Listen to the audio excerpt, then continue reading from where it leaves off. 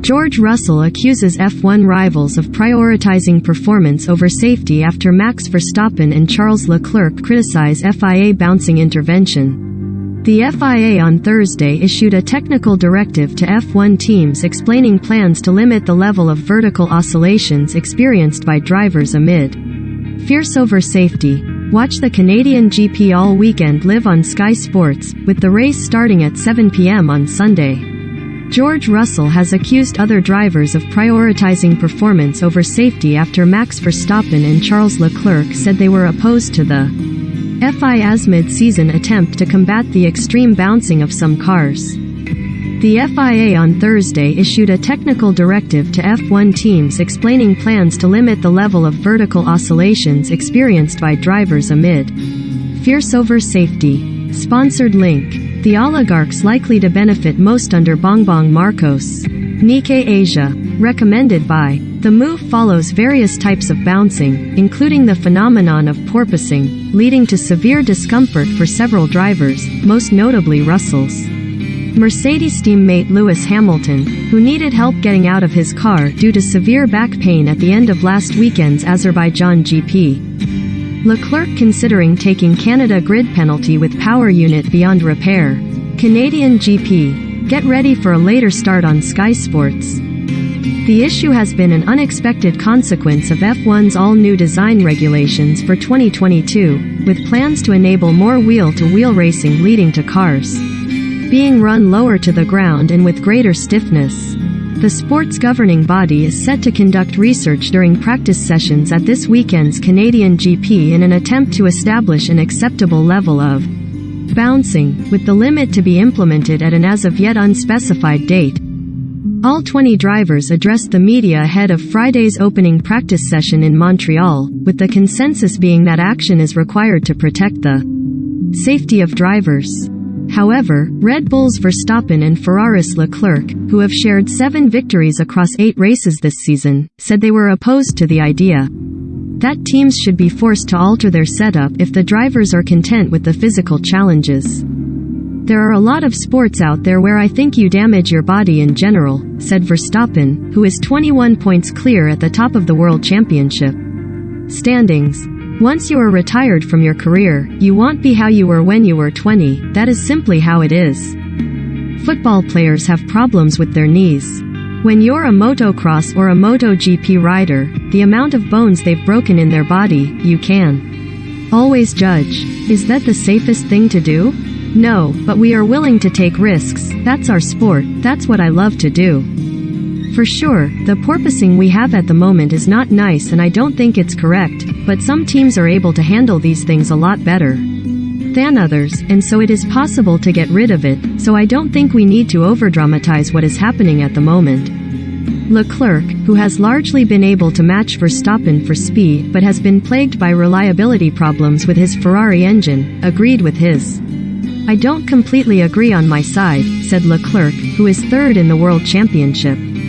I feel like it's the team's responsibility to give me a car that is okay to drive. Until now, I didn't have any particular problems with it. Yes, it is stiffer than last year's car. Whether it's undrivable or very hard on myself, I don't think it is, or at least personally. On our side, we found solutions to make it better. Russell. There are a lot of mixed agendas. Russell, who has performed impressively in his debut season with Mercedes despite the team being one of the worst impacted by bouncing, praised the FIA for taking swift action but described the measures as more of a sticking plaster than the solution. The 24-year-old Brit, who is also director of the Grand Prix Drivers Association, then appeared to criticize the attitude of his rivals, pointing to examples of Leclerc's Ferrari teammate Carlos Sainz and both Red Bull drivers having complained about bouncing earlier in the season. There's obviously a lot of mixed agendas here from different teams and drivers, Russell said. We've heard it from Carlos at times, and Checo, Sergio Perez, and Max earlier in the season how bad it's been, but now that their performance seems to be strong, they obviously don't want to change because it can only hinder them. So it's obviously a bit of a shame to see performance prioritized over safety, but there's no doubt that in Baku, I could see my pitboard but I couldn't Read me pitboard because I was bouncing around so much.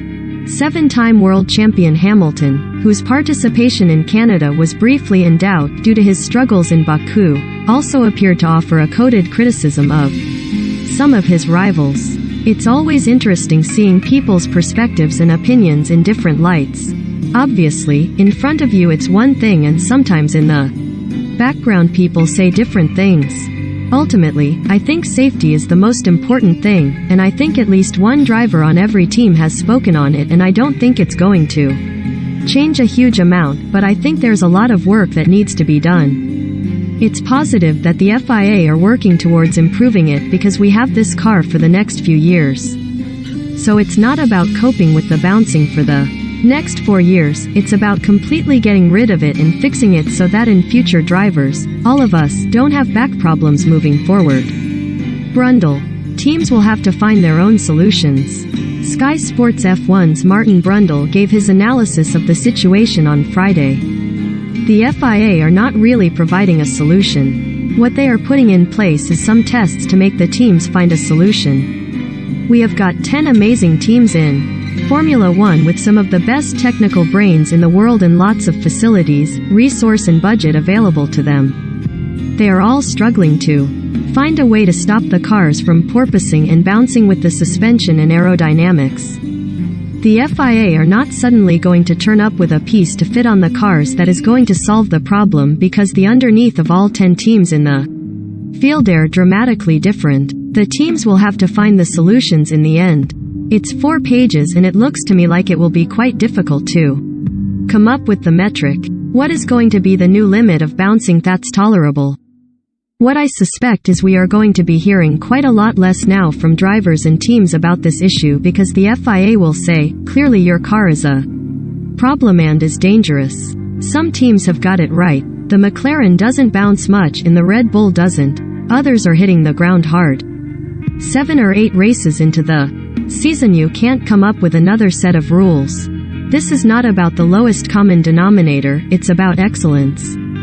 Those teams that haven't got it right need to get it right.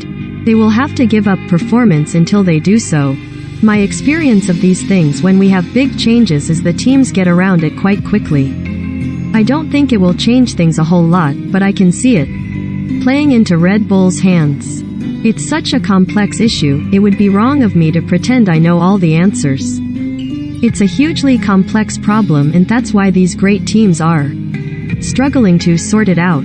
On the face of it, it could harm Mercedes. It looks like they've got one of the biggest problems with the bouncing and their drivers are the most unhappy, so if the FIA, by whatever metric they come up with, decides Mercedes are bouncing too much and too hard and hurting the drivers' backs, they will have to raise it and give away performance. Mercedes said this week themselves they pushed the car too hard and their drivers too hard last weekend in Azerbaijan.